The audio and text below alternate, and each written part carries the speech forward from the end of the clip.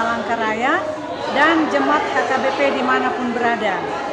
Saat ini kita berada di Gereja HKBP Palangkaraya mengikuti seminar tentang kesehatan.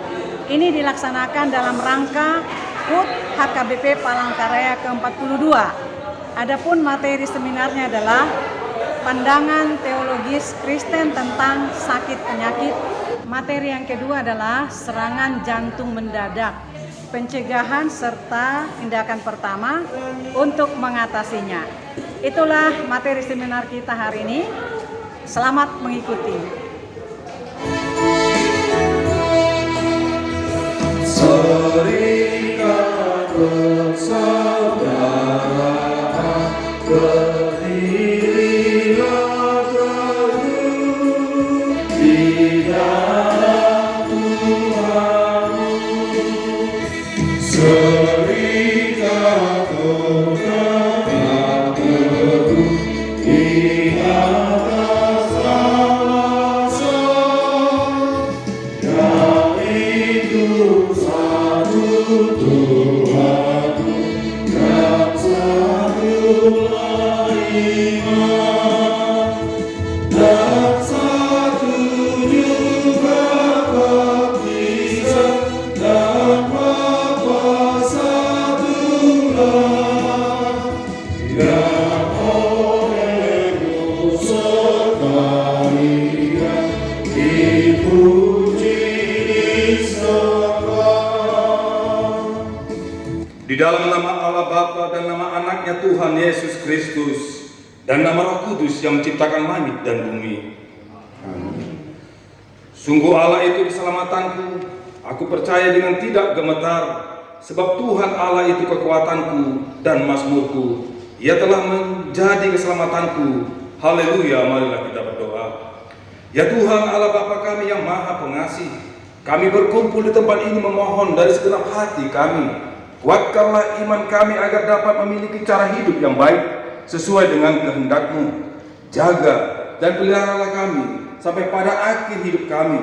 Berikan kesehatan kepada kami agar kami mampu hidup di dalam firman-Mu. Oleh karena anak-Mu Yesus Kristus Tuhan kami. Amin. Ayat 14 sampai 27. Kita membacanya secara responsoria. Karena tubuh juga tidak terdiri satu anggota, tetapi atas banyak anggota.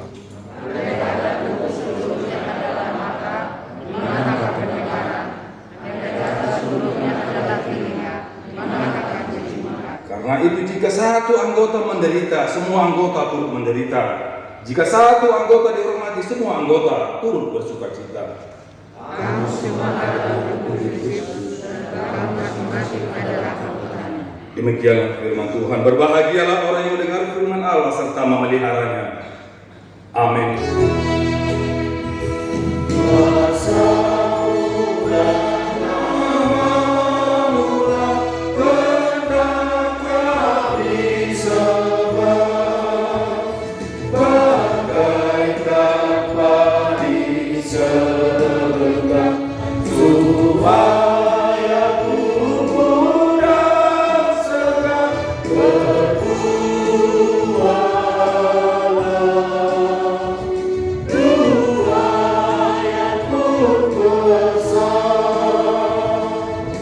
Anugerah dan damai daripada Allah Bapa dan anaknya Tuhan Yesus Kristus Tuhan kita yang menyertai-Mu.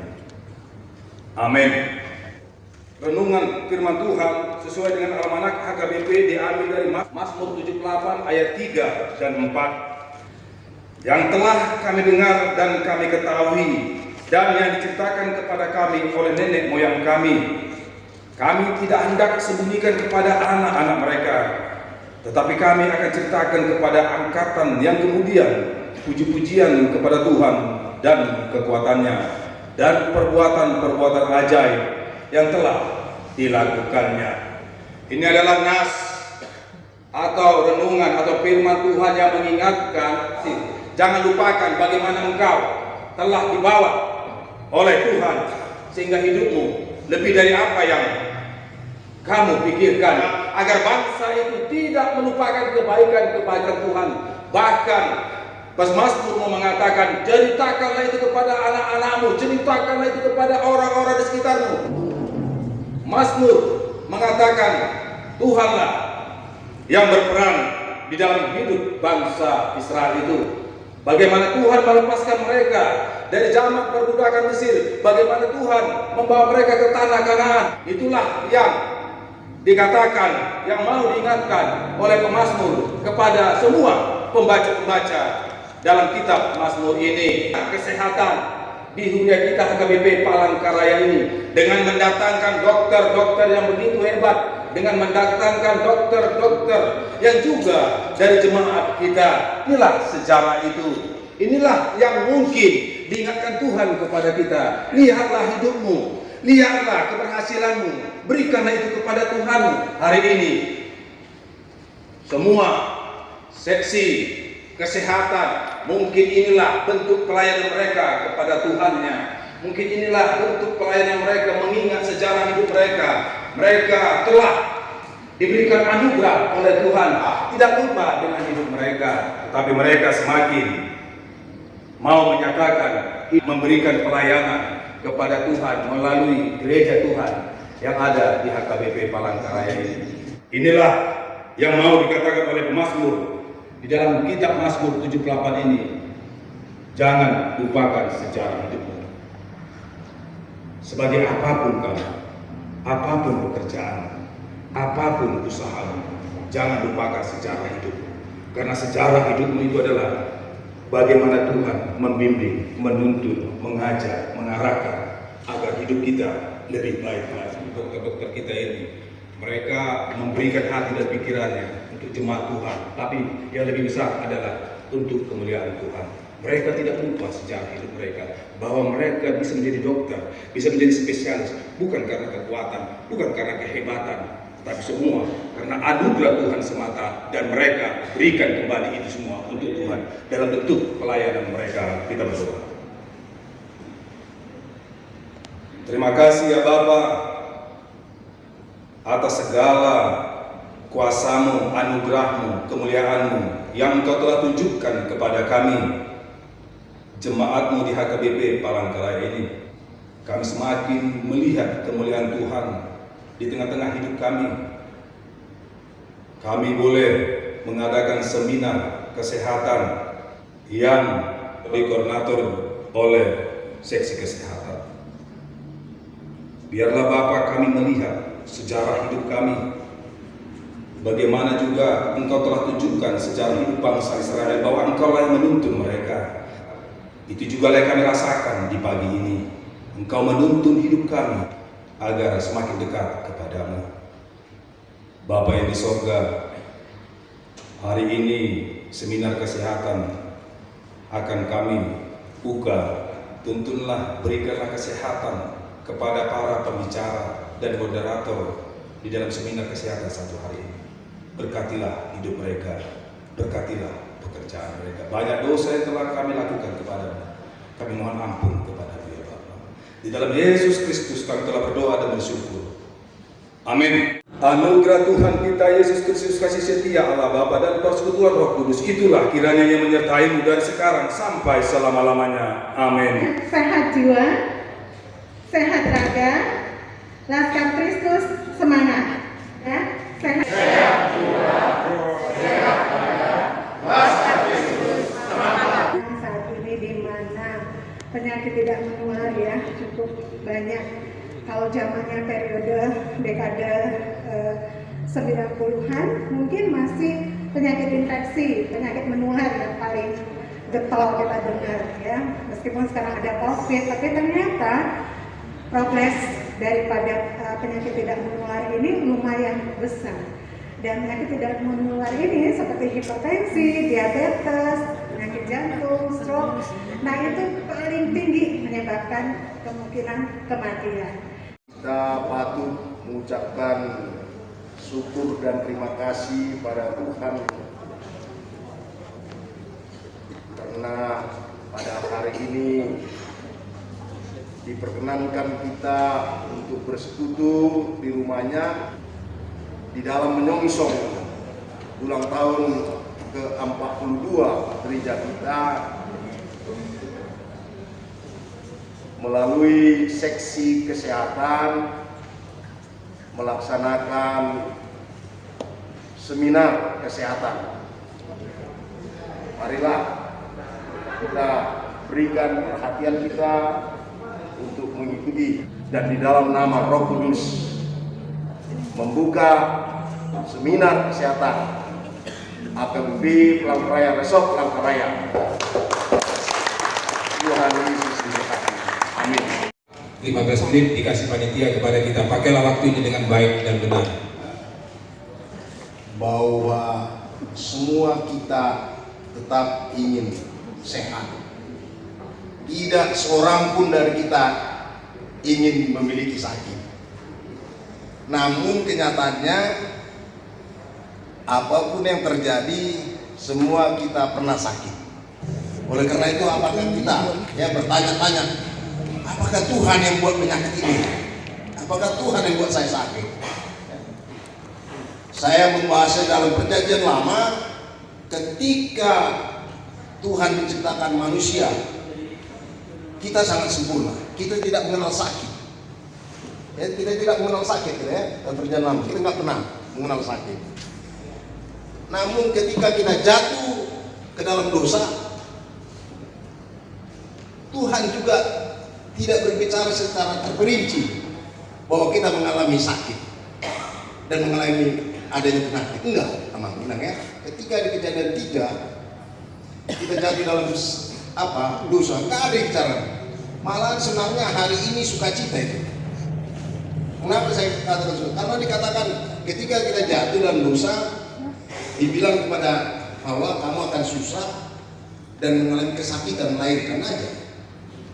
Nyatanya kalau melahirkan, setiap inang, setiap kita mau melahirkan maka tubuh kamu sih bawa lasuro katanya.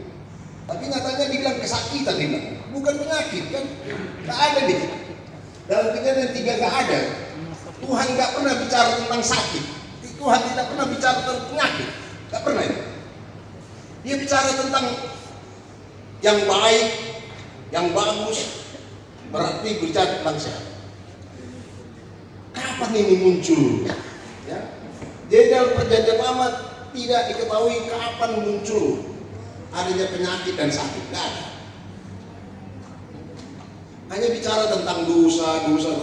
Tapi apakah dosa ini juga menyangkut penyakit dan sakit? Gak ada dibicarakan. Hanya saya mengambil satu nats, terus satu nats di Keluaran 4 ayat 6 dan 7. Di sana dikatakan ketika Musa disuruh untuk menjumpai bangsa Israel, tapi Musa menolak karena dia tidak berani. Tuhan katakan, saya bisa melakukan segala sesuatu, bahkan penyakit.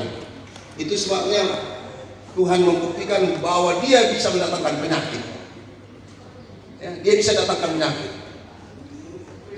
Jadi dalam Perjanjian Lama Tuhan bisa mendatangkan penyakit. Tuhan bisa menjadi sumber mendatangkan penyakit pada kita. Itu sebabnya Tuhan katakan kepada Musa, masukkan ke dalam sakumu. Maka Musa mengalami kusta, penyakit kusta. Tetapi Tuhan bukan hanya bisa mendatangkan penyakit, tapi dia juga bisa menyembuhkan penyakit. Itu sebabnya ayat 6 dan 7 itu dikatakan, coba kamu masukkan kembali, dia sembuh. Tetapi dalam Perjanjian Lama mengenang iblis juga bisa mendatangkan penyakit. Kita tahu peristiwa Ayub 2 dan 7. Kemudian iblis pergi dari hadapan Tuhan, lalu ditimpanya Ayub dengan bara dan busuk dan telapak kakinya sampai ke batu kepalanya. Iblis, tetapi ini bedanya, Tuhan mendatangkan penyakit, tetapi dia mampu menghapuskan penyakit. Iblis mendatangkan penyakit, tetapi tidak mampu menyembuhkan. Hanya Tuhan yang bisa menyembuhkan. Kalau iblis tidak bisa. Karena itu Ayub dipulihkan oleh Tuhan. Tidak iblis yang memulihkan dia. Jadi dalam Perjanjian Lama, dalam teologianya, Tuhan bisa mendatangkan penyakit dan menyembuhkan. Tetapi apakah itu menyangkut ya dosa manusia atau tidak? Nanti kita lihat di dalam perjanjian baru bahwa ada hubungan dosa dengan penyakit. Tetapi dalam perjanjian lama Tuhan hanya mendatangkan ya ketika di Mesir dia mendatangkan virus penyakit itu hukuman. Ya, itu hukuman. Tapi bagaimana ada hubungan dosa dengan penyakit, kita hanya dapatkan di dalam perjanjian baru. Penyakit juga bisa datang akibat dirimu, Mama. Akibat ketidaktelitian kita, akibat ketidakmampuan kita mengelola tubuh kita ya. Seperti ini Raja Asia, dia jatuh mengakibatkan dia sakit. Jadi ada 3 alam. Satu, Allah bisa mendatangkan penyakit, iblis bisa mendatangkan penyakit, dirimu juga bisa membuat kau sakit. Itu dalam perjanjian lalu. Tapi dalam perjanjian baru tidak ada dibicarakan aman tentang sakit. Yang ada dibicarakan tentang penyembuhan. Tuhan Yesus datang untuk penyembuhan. Hanya dia katakan ketika menyembuhkan seseorang, dosamu telah diampuni. Berarti penyakit bisa akibat dari dosa seseorang. Penyakit didatangkan oleh ketidaksetiaan kita ya. Jadi dalam perjanjian baru ada hubungan sakit dengan dosa. Itu sebabnya Tuhan Yesus datang, dosamu sudah diampunkan, maka kau sembuh. Banyak cara yang buat Yesus menyembuhkan. Ada dibuatnya pakai tanah, ada juga, ada yang bilang sembuh kau. Nah, beragam, kan? Tapi mau saya katakan, di dalam perjanjian baru ada hubungan dosa dengan penyakit. Untuk tetap sehat, minumlah air yang sehat. Ya. Jadi firman Tuhan mengajarkan kita kepada kita supaya sehat, kita terus minum air putih, teratur. Ya, itu firman Tuhan katakan. Karena Yesus juga memberi sarapan pagi-pagi, makan, bilang minum, kasihnya. Ya. Jadi supaya sehat, pertama minum, kedua makan. Yang ketiga, hati yang bersyukur. Kita supaya sehat, minum air putih, makan teratur, hati selalu bersyukur. Keempat, olahraga. Ya, bersyukur kita setiap hari Sabtu berolahraga. Datang sama Minang ya. Ya, dengan Allah tidak ada yang mustahil. Tidak mungkin untuk menjadi mustahil. Dan dengan Allah setiap janji akan digenapi. Ada kesembuhan dalam nama Yesus. Ada kesembuhan melalui zaman Yesus. Percayalah kepadanya, sebab kuasanya sanggup membebaskan engkau. Miliki iman dalam apapun yang dia lakukan. Itu satu-satunya yang dia minta darimu. Imanmu mendatangkan mujizat bagimu. Imanmu menyembuhkan engkau. Aku mengharapkan mujizat hari ini. Tidak ada yang mustahil bagi orang percaya dan berkata, aku percaya firman Allah sama dahulu, sekarang dan selamanya. Aku mengharapkan mujizat hari ini. Jadi hari ini juga ada mujizat. Sebab apa, Bang? Firman Allah tidak pernah berubah. Tuhan terus bekerja. Apakah itu datang dari Tuhan atau tidak? Yang penting lawan penyakit itu dengan hidup teratur. Dengan bersama dengan ilmu kedokteran namanya. Saya mau katakan bukan dengan ilmu dadu. Ya, saya nggak mau. Ya, jangan mau dengan ilmu dadu. Saya mau katakan dengan berada bersama ilmu kedokteran. Ya, bukan ilmu kedatuan, saya bilang. Ilmu kedokteran kita. Firman Allah mau bersama dengan para dokter untuk bekerja melayani. Akhirnya melalui semua kesimpulan ini di dalam perjanjian lama dan baru tidak ada seperti apa yang kita kenal sekarang. Ya, tiba-tiba mati. Hanya si Ania Samkila itu karena dosa mati. Cuma kita tahu bahwa Tuhan bisa mendatangkan penyakit, dia menyembuhkan. Iblis juga bisa, diri kita juga bisa. Tetapi pasti Tuhan menyembuhkan kita. Mujizatnya sampai hari ini ada banyak dengan hanya memiliki iman kita. 2 hari 1 bulan minum sejenis anggur, Mam. Dan nabi minum, Mam. Kira-kira, Mam, ada kok efeknya, Mam, untuk membantu turun kesehatan juga, mana ada efek samping di bagian organ dalam juga. Perjanjian baru, kesembuhan. Tetapi atau saya yang belum membaca, tidak ada dikatakan obat. Ya, kalau sembuhlah engkau dengan perkataan, mencelikkan mata orang dengan perantaraan tanah. Lalu yang saya tanyakan, apakah di perjanjian baru itu ada perkataan kesembuhan itu diberikan obat? Yang kedua, mujizat ada karena ada iman dan keyakinan kita. Apakah itu sebuah obat dalam perjanjian baru? Memang tidak ada disebut berbentuk obat. Yang ada dalam Alkitab bahwa obat-obat hari ini itu didapat sainnya dari Alkitab. Contoh, ya, di Yakobus, bila mana kau sakit, panggillah si tua supaya dengan minyak zaitun kau disembuhkan. Jadi minyak zaitun sekarang bisa diciptakan menjadi tablet untuk penyembuhan, ya, bisa. Dan juga kita tahu dalam Alkitab madu dikelola menjadi obat. Tapi bahan-bahannya ada, tapi dalam bentuk obat tidak pernah dibicarakan. Hanya sains, ya, pengetahuan bagaimana menciptakan obat ada dalam Alkitab. Ya, ada dalam Alkitab. Dan itulah yang diambil oleh para pakar hari ini untuk menciptakan obat-obat di tengah-tengah kehidupan kita hari ini, ya. Yang kedua, ya, bahwa mujizat kesembuhan itu pasti, ya, terus, ya, dengan milik iman. Saya tidak batasi, ya, Tuhan juga bisa menyembuhkan orang yang tidak beriman, itu haknya. Tapi sebagai orang percaya kita diminta milikilah iman kepadanya, kau akan sembuh, ya. Obat, tapi bahannya ada, air, madu, seperti itulah. Ini Pastor Andi, ya, ini viral memang pengobatan melalui mujizat bolu bereng di YouTube naik, memang air putih dia geledah, Bang. Setelah didoakan diberikan air putih, faktanya sembuh, Bang.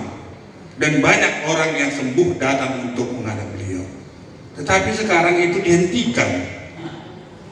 Banyak orang juga yang sakit, ketika mengetahui dia sakitnya berobat dengan dia yang sangat kenal, mereka berobat alternatif, tapi kenyataannya sembuh.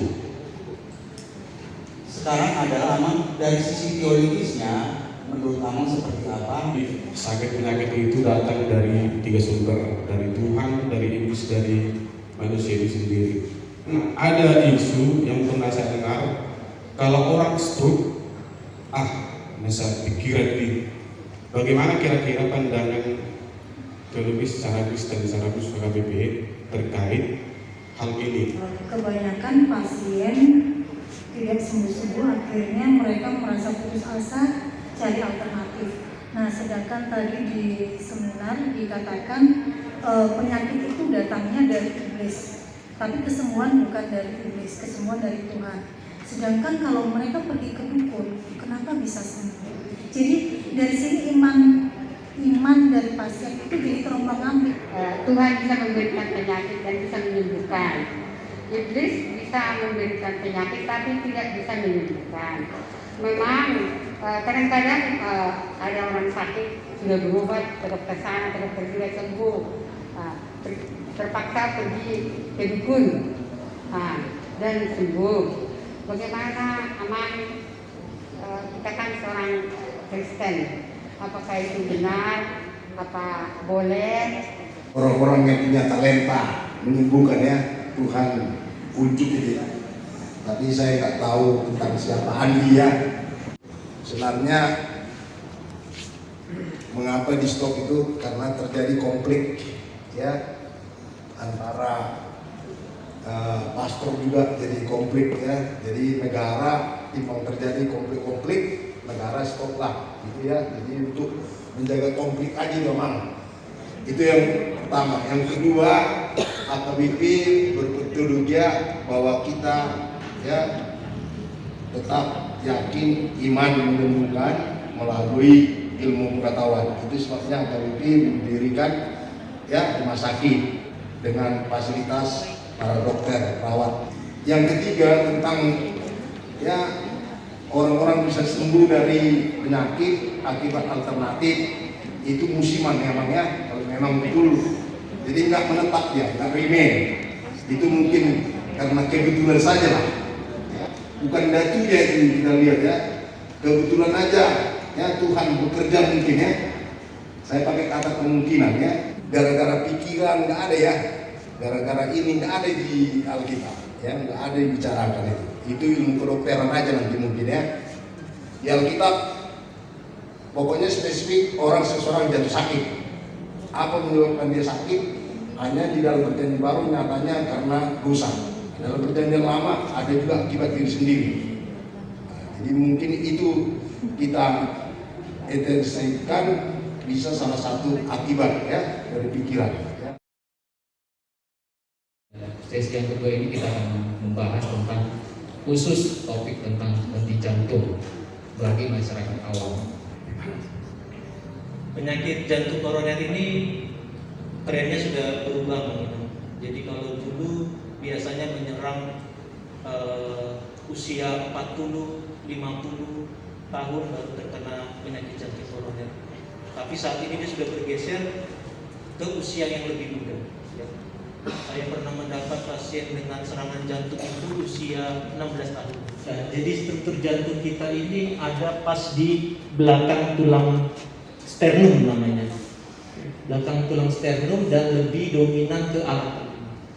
Jadi biasanya kalau ada gangguan jantung itu biasanya nyerinya dominannya di sebelah kiri atau di tengah. Kadang-kadang nyerinya ini mirip dengan nyeri lambung. Karena lambung letaknya di bawah sini, sehingga beberapa pasien itu terlambat. Awalnya dia datang dengan nyeri ulu hati, ternyata itu sudah merupakan awal serangan jantung. Ya, ini struktur jantung kita, Amang Inang. Jadi struktur jantung kita ini ada 4 pembuluh darah utama. Pembuluh darah sebelah kiri, kemudian dia bercabang, kemudian pembuluh darah kanan, kemudian bercabang. Yang dikatakan penyakit jantung koroner kalau dia terjadi penyempitan di pembuluh darah koroner. Pembuluh darah koroner itu yang ini Bang. Nah, apa fungsi pembuluh darah koroner ini?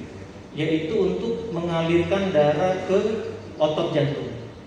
Kalau aliran darahnya tidak lancar atau dia terhenti di sini, maka ototnya akan mati seperti ini, yang warna hitam ini. Kalau mati, fungsi pompanya berkurang atau fungsi pompanya hilang, sehingga irama jantungnya menjadi tidak teratur. Sedangkan kalau dia bagus alirannya, maka akan berjalan bermompa dengan bagus alirannya. Apa saja Mang Inang yang menjadi faktor terjadinya penyakit jantung koroner? Faktornya ada 2. Ada yang tidak bisa diubah dan ada yang faktor yang bisa diubah. Yang tidak bisa diubah itu satu umur. Ya, semakin tua maka resiko jantung koronernya semakin tinggi. Yang kedua, jenis kelamin. Laki-laki lebih dominan terkena serangan jantung. Jadi usia-usia 20-30 tahun itu laki-laki sangat mudah terjadi serangan jantung apabila sering merokok, minum alkohol, obesitas itu bisa menyebabkan penyakit jantung koroner. Sedangkan perempuan itu biasanya terjadinya bila sudah mendekati saat menopause. Kalau ada riwayat orang tua atau ada riwayat keluarga yang mati mendadak di usia muda, maka anaknya atau keturunannya itu punya faktor risiko menjadi penyakit jantung. Jadi harus tetap ditanyakan juga nanti. Apa saja faktor yang dapat diubah? 1, merokok, kemudian kolesterol, tekanan darah, diabetes, kurang aktivitas fisik, berat badan berlebih, stres, dan konsumsi alkohol yang berlebih. Ya, ini yang menurut Amang Pendeta Pak Pahat tadi, ya, salah satu yang membuat penyakit salah satu adalah pikiran, ya. Dan ini sudah mulai berkembang dan mulai banyak penyakitnya di kota-kota besar. Bagaimana Amang Ina mengenali, oh ini penyakit jantung koroner? Jadi memang utamanya adalah nyeri dada, ya. Nyeri dadanya seperti rasa tertimpa, seperti ditumbuk, atau dia nyerinya menyebar sampai ke tangan sebelah kiri, ya. Keringat dingin, ya, ini salah satu tanda, artinya tekanan darahnya sudah turun. Kadang-kadang disertai dengan rasa mual dan muntah, ya. Jadi ini keluhan-keluhan nyeri dada. Nah, nyerinya ini kadang-kadang bisa tidak tepat di tengah, Mang Inang. Jadi dia bisa di tengah sini, di belakang tulang dada, bisa di belakang, ya, atau menjalar ke bahu, menjalar ke rahang, atau ke ulu hati, bahkan ke punggung.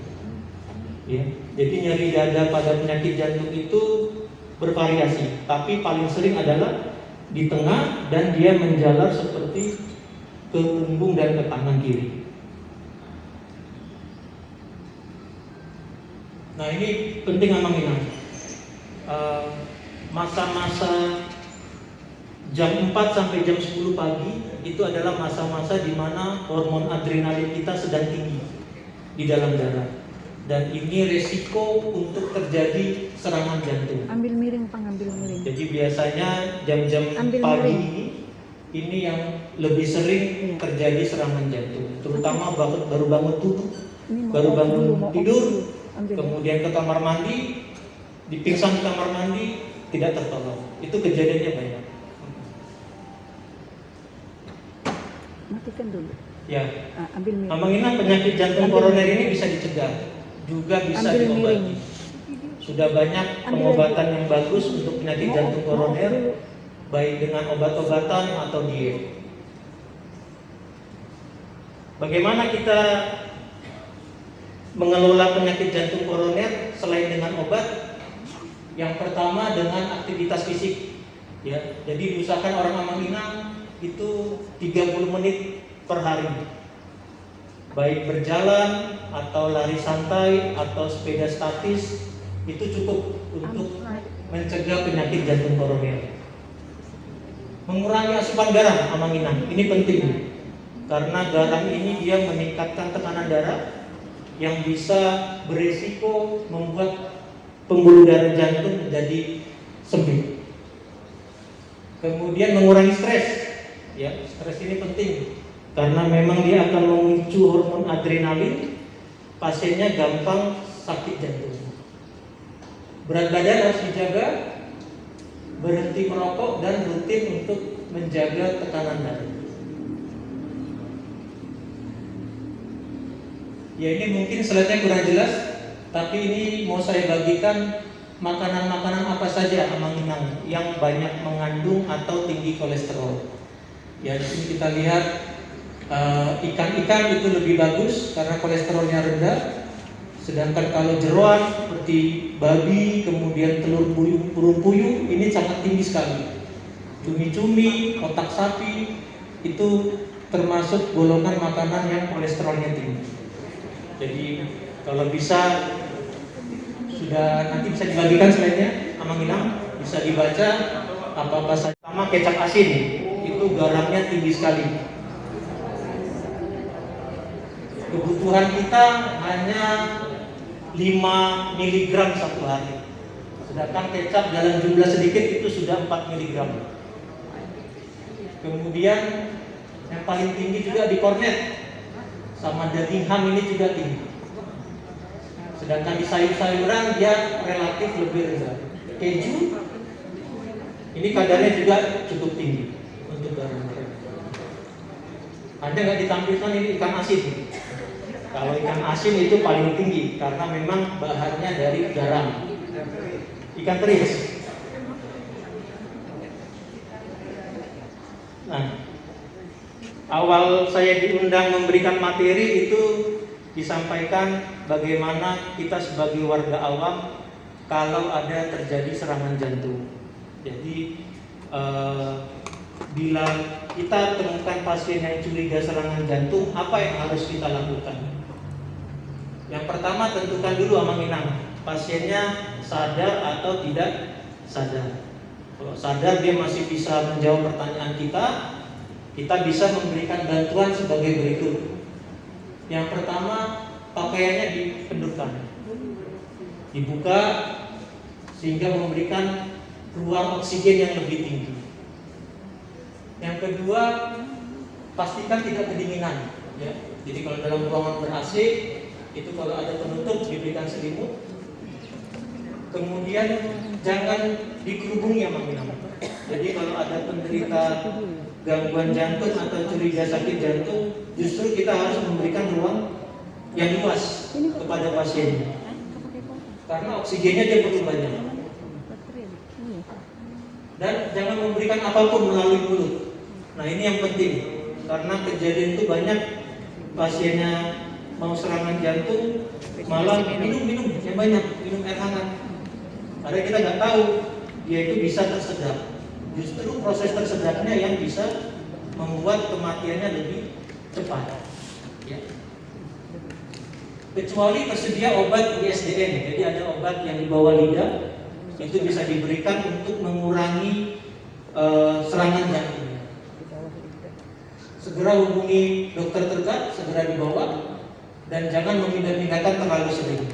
Jadi posisikan dia di tempat yang nyaman, tidak terlalu dingin, jangan memberi minum terlalu banyak, atau ditusuk-tusuk pakai jarum ya. Kalau di masyarakat ditusuk-tusuk supaya jantungnya bisa membuka kembali, itu tidak ada. Dan itu tidak ada.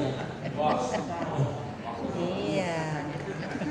Jadi harus dilihat lagi kalau ada seperti itu, lakukan langkah-langkah berikut. Apa yang gigit? Nah. Penelitian. Bagaimana kalau tidak sadar? Nah ini topik kita tentang bantuan hidup dasar. Ya.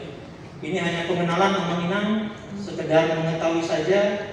Memang idealnya harus dilakukan praktek langsung, tapi sebagai tambahan pengetahuan kita bisa kita mulai dengan pengenalan bantuan hidup dasar. Apa yang dimaksud dengan bantuan hidup dasar amang-inang?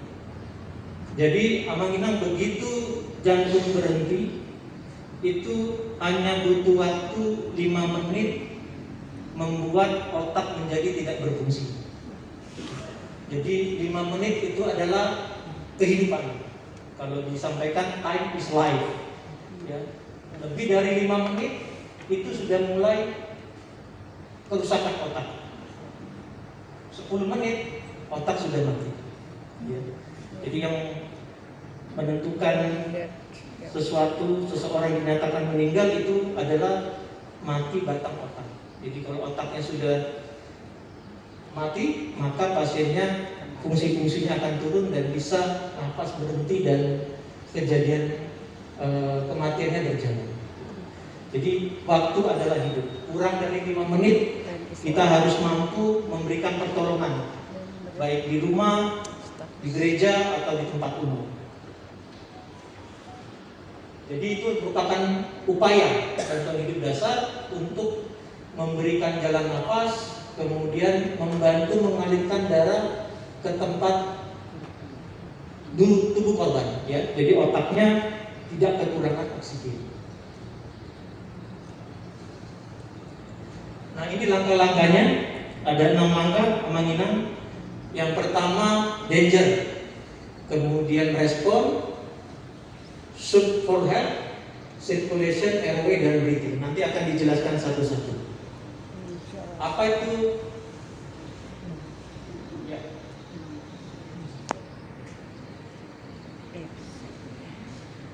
Ya, apa itu danger? Danger itu kalau amang-inang mau membantu seseorang yang serangan jantung, perhatikan dulu lingkungannya. Lingkungannya sudah aman belum buat kita?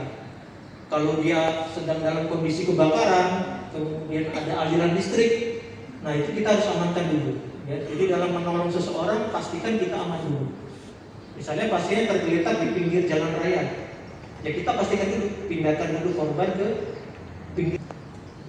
Kemudian yang kedua, mengenali kejadian henti jantung. Ya, tadi setelah mengenali lingkungan aman, kita cek respon. Pak, bu, bangun.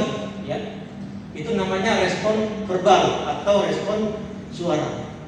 Oh, tidak ada respon, kita memberikan respon nyeri. Ya, bisa kita cubit, ya, baik di dadanya, kita gosok-gosok ini, ya, atau ininya kita putar di kepalanya, itu untuk memberikan respon nyeri, atau di tangannya. Ya, kalau tidak ada respon, kemudian tidak ada gerakan nafas, pasti pasien ini henti jantung. Jangan salah kita Bapak Ibu, nanti yang kita tolong itu ternyata lagi tidur. Begitu kita tolong, kita pijat jantung, pasiennya bangun marah. Jadi harus pastikan dulu responnya. Ya. Jadi ditepuk-tepuk. Nah, kalau tidak respon, nah ini saatnya kita panggil bantuan. Ya. Bisa teman terdekat. Tolong, ada pasien tidak sadar.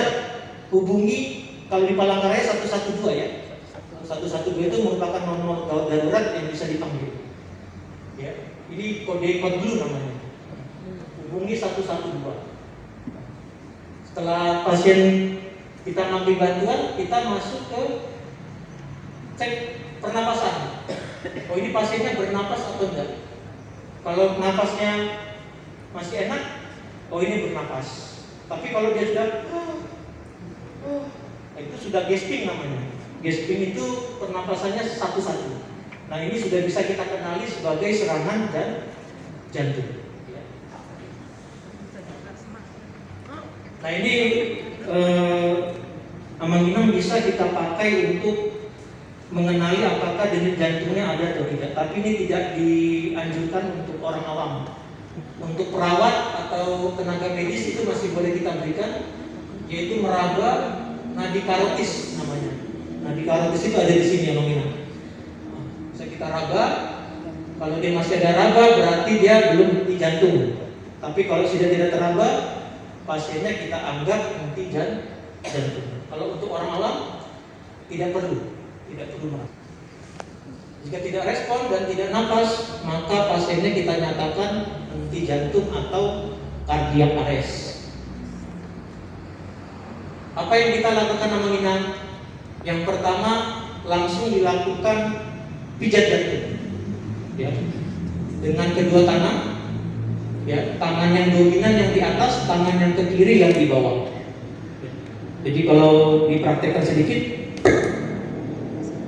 yang menjadi tumpuan di dadanya tangan kanan. Kalau saya pakai tangan kanan, sedangkan yang kiri di atas. Ya, nanti posisinya gini, baru kita melakukan pijat jantung. Kekuatannya bukan di tangan, tapi di bahu. Karena kalau di tangan kekuatannya nanti cepat capek. Ya. Berapa kali aja dia sudah capek. Tapi kalau di bahu nanti dia nggak terlalu capek. Ya, tangan yang dominan yang di atas. Di mana diletakkan amanginam? Jadi kalau orang amanginam raba tulang kita yang paling bawah itu ditaruh 2 jari. Pas di atasnya kita letakkan tangan kita. Ini paling bawah sternum, ditaruh 2 jari, tangannya ditaruh di atas kita. Di situ letak pijat jantung yang ideal. Berapa lama kecepatannya? Kecepatannya kurang lebih 10 kali per menit. Berapa dalam? 5 sampai 6 cm. Jadi kita bisa hitung kurang lebih kedalamannya 5 sampai 6 cm.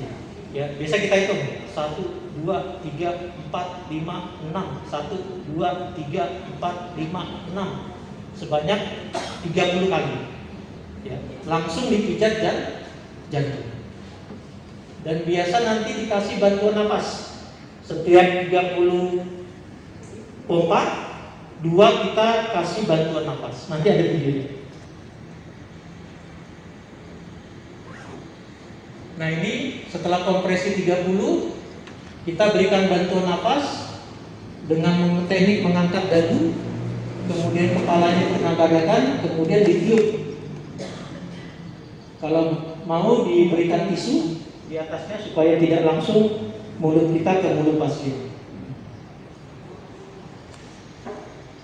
Nah ini teknik bantuannya bisa dua, bisa mulut ke mulut atau mulut ke masker. Ya. Tapi langkah ini dalam pandemi COVID itu boleh dilewatkan. Jadi kalau penolong satunya pijat 30 kali, kemudian penolong kedua untuk melakukan bantuan napas. Ya, kita kenal namanya 32. Setelah 5 kali 32 itu dinamakan 5 siklus, itu dilakukan dalam waktu 2 menit, ya, 2 menit. Sambil menunggu bantuan yang kita telepon tadi datang.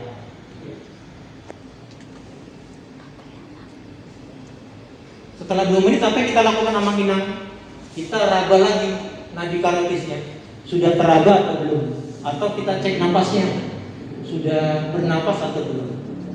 Kalau berhasil, maka kita letakkan di posisi pulih namanya. Posisi pulih itu supaya tidak ada resiko penyempitan napas. Seperti ini langkahnya. Tangan kirinya diletakkan di samping kepala kanan, kemudian kaki kiri ditekuk, kemudian dimiringkan seperti ini. Ini kalau resusitasinya berhasil. Nah, kalau pada pandemi COVID seperti ini yang saya sampaikan tadi, bahwa kita tidak perlu melakukan bantuan nafas.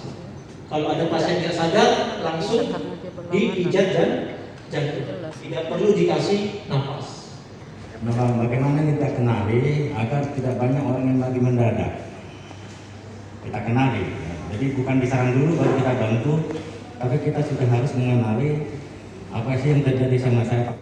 Jadi bagaimana penanganan kalau kita tidak ada orang, kita sendiri gitu. Yang pertanyaan kedua saya, jadi apakah benar ada kaitannya meminum kopi bisa ada kaitannya ke jantung gitu? Bagaimana kita mengetahui dia?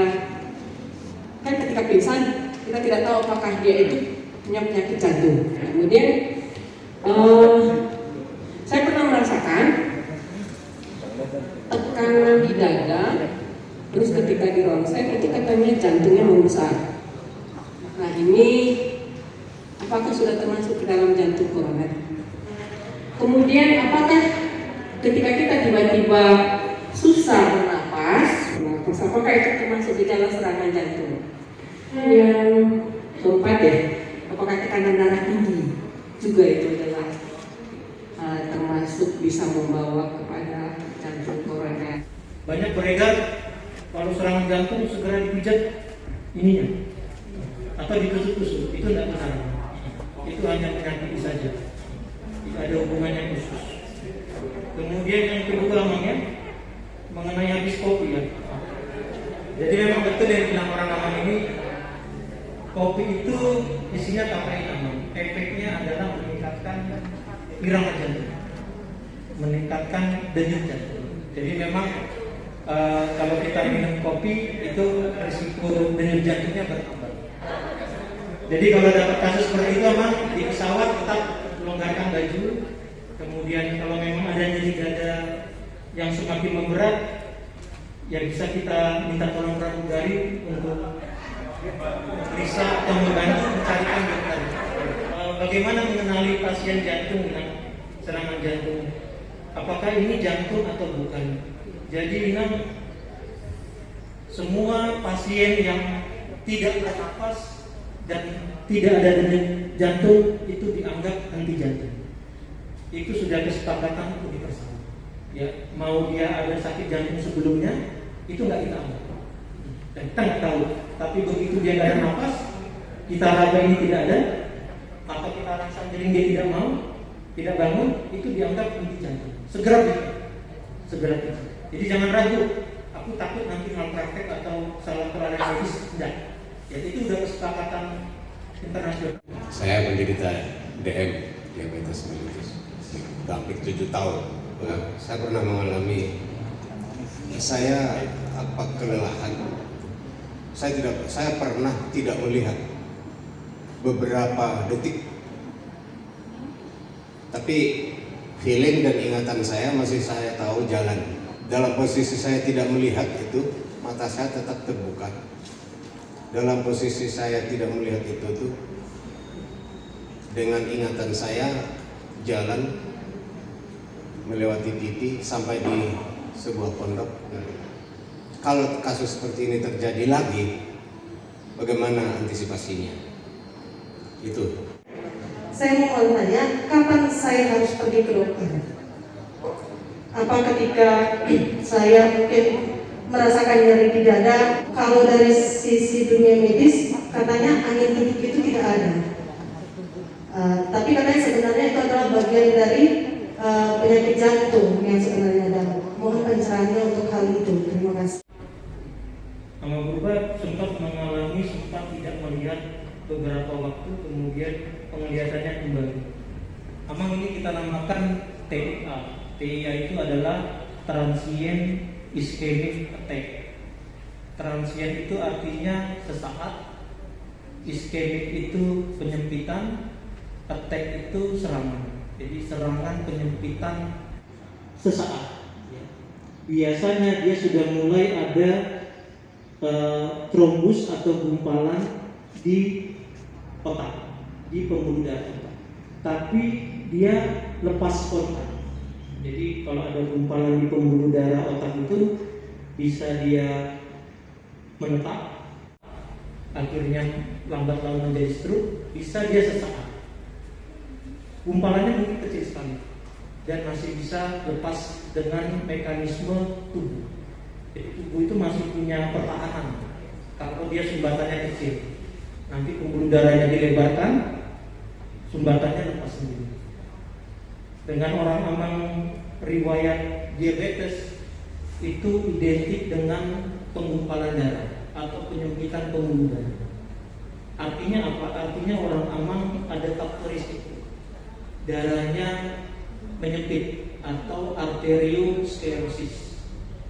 Arteriosklerosis atau penyempitan pembuluh darah itu bisa di otak, di jantung atau di ginjal. Gejalanya sesuai dengan organ yang kena. Kalau dia di jantung maka nyeri dada. Kalau di otak itu gejala seperti ini. Jadi kadang disebutnya stroke ringan, pusing, betul. Itu sudah mulai ada sumbatan yang mulai menyumbat, tapi dia bisa lepas sendiri. Gimana supaya tidak berulang? Yang pertama, kontrol faktor risikonya. Gulanya harus di bawah target yang kita tetapkan. Yang kedua, mungkin sudah bisa dipertimbangkan untuk pemberian obat pengencer darah. Jadi ada obat-obat tertentu yang bisa mencegah pembekuan kembali ya, dalam dosis yang ditetapkan. Ya, jadi nanti Amang bisa konsultasi lanjutan. Memang diabetes itu identik dengan penyempitan. Ya, walaupun diabetesnya sudah terkontrol. Nah ini yang kadang pasiennya itu komplain, dok, gula saya sudah bagus. Tuhanlah yang berkati ya.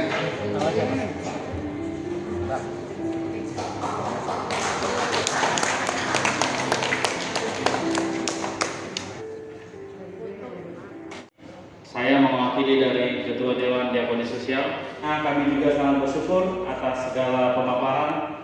Yang pertama tadi dari sisi teologisnya yang disampaikan oleh Amang Pandita Resort, di pemaparan dari Amang Dr. Budi tadi sangat bagus sekali, singkat, mantap, padat. Terima kasih sekali kami sampaikan, dan juga kepada ruas kita, khususnya dari KKBP Letare tadi yang cukup antusias memberikan pertanyaannya. Kami ucapkan terima kasih.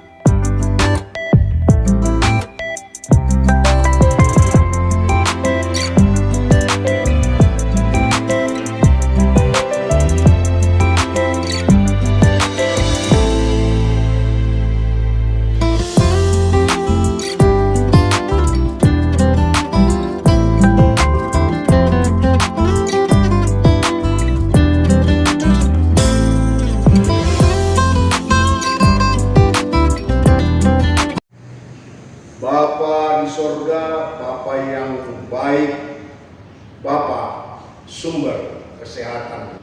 Engkau telah menghantarkan kami mulai dari pembukaan seminar ini dan sampai kami mengakhirinya.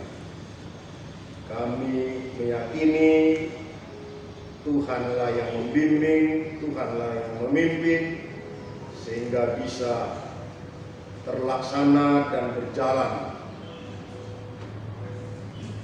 sesuai dengan apa yang kami harapkan.